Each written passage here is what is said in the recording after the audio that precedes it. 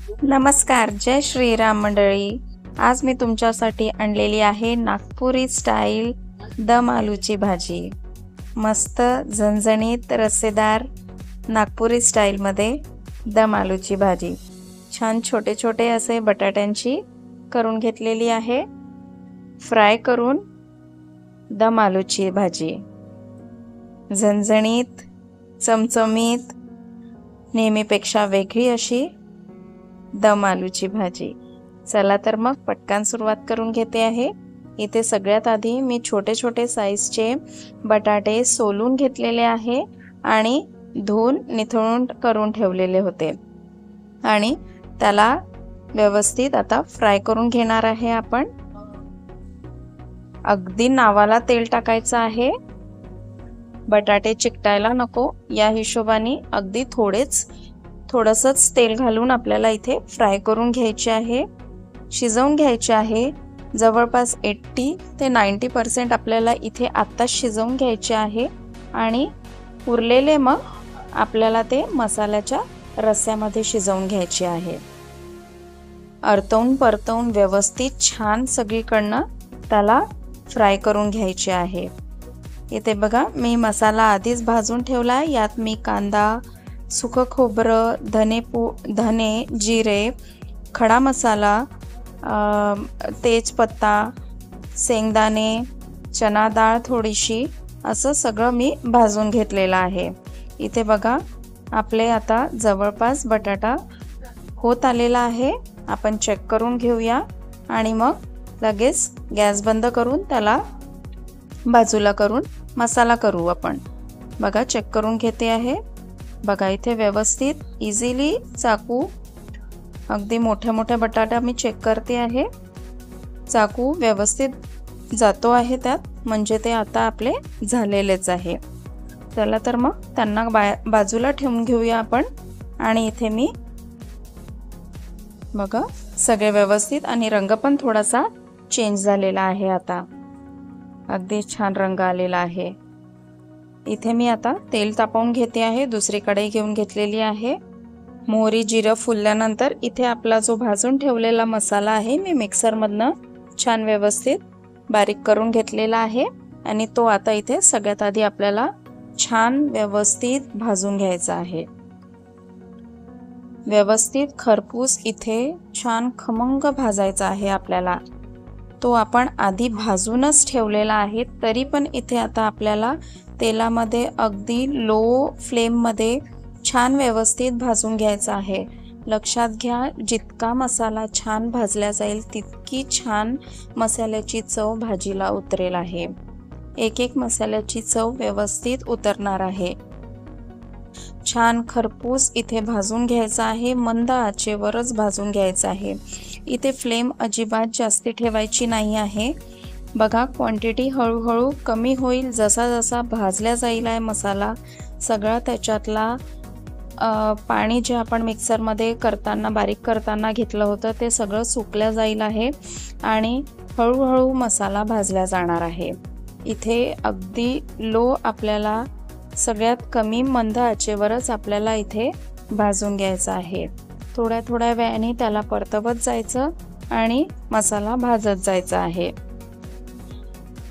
इथे व्यवस्थित बघा आता थोडा जास्त दिसतो आहे, कारण पाणी आता सुकायला आलेलं नाही आहे, पण थोड्या वेळाने त्याला परतवत राहायचं आहे आणि मसाला आपल्या इथे भाजला जाणार आहे, असा भाजून घ्यायचा आहे व्यवस्थित। साईडला तुम्ही गरम पाणी करायला ठेवून द्या, म्हणजे थोडं जर इथे खाली जर कढईला लागत असेल मसाला तर आपल्याला किंचित पाणी टाकत आपल्याला ते खरवडून व्यवस्थित मसाला भाजून घ्यायचा आहे। इथेच मी धनेपूड आणि जिरेपूड सोबतच घालून घेतलेला आहे, जेणेकरून बाकीच्या मसाल्यांसोबत ते सुद्धा व्यवस्थित भाजल्या जाईल।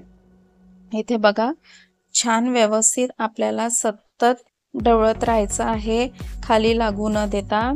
बघा थोड्या वेळानंतर इथे पाणी पूर्णपणे सुकलेलं आहे आणि मसाला बघा क्वांटिटी कमी झालेली आहे आणि साइडनी लक्ष द्या, तेल थोडं सुटायला लागलेलं आहे। आणि मसाल्याचा आता रंग पण बदललेला आहे। इथे सोबतच आता आपण हळद, तिखट आणि मी इथे रंगासाठी काश्मीरी लाल मिर्च घातलेली आहे। तिखट तुमच्या चवीनुसार तुम्हाला तुमच्या घरी जसं तिखट खात असाल त्या हिशोबाने घालून घ्यायचं आहे। इथे बघा मी थोडंसं इथे गरम पाणी साइडने टाकून पूर्ण व्यवस्थित खरवडून घेणार आहे। थोडंसं खाली तळाला लागल्यामुळे मी इथे पाणी घालून व्यवस्थित त्याला काढून घेणार आहे।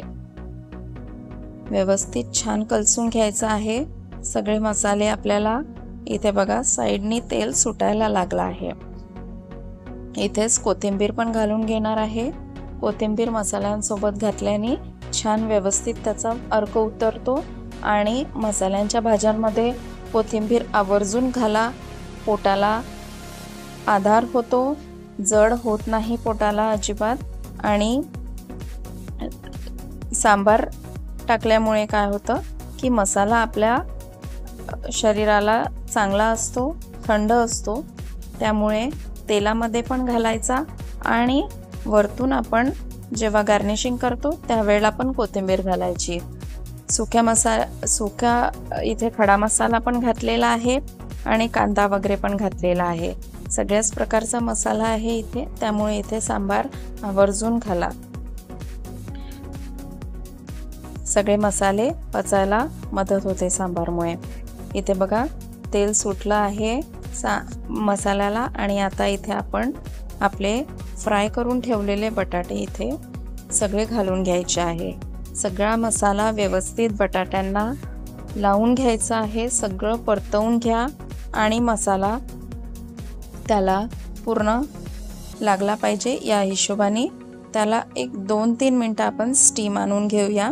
आणि मग आपलं गरम पाणी करायला ठेवलेलंच आहे, तर ते गरम पाणीच इथे आपल्याला घालायचं आहे। गरम पाणी घातल्यामुळे मसाल्यांची चव जात नाही, ती टिकून राहते। भाजीची जी प्रोसेसिंग असते ती गरम पाणी टाकल्यामुळे कॉन्स्टंट राहते। इथे थोडं कसुरी मेथी मी घातलेला आहे। बघा स्टीम आलेली आहे आणि तेल पण दिसायला लागला आहे साइडने। आता इथे आपण गरम पाणी घालून घेणार आहे। व्यवस्थित परतवून घेते आहे पुन्हा एकदा आणि बघा सुंदर असा रंग आलेला आहे। इथे गरम पाणीच आपण वापरायचं आहे। जशी आपल्याला कन्सिस्टन्सी हवी आहे, थोडे आपल्याला बटाटे आपले अर्धवट शिजलेले जे होते ते शिजवून पण घ्यायचे, त्या हिशोबाने इथे तुम्ही रस्सा तुम्हाला घट्ट पातळ जसा आवडत असेल त्या हिशोबाने इथे आताच पाणी घालून घ्यायचं आहे।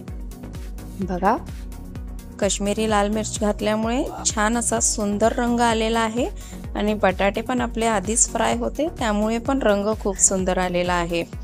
अगदी पांढरेच बटाटे नाही दिसत आहे, बघा सुंदर असा गोल्डन कलर आलेला आहे।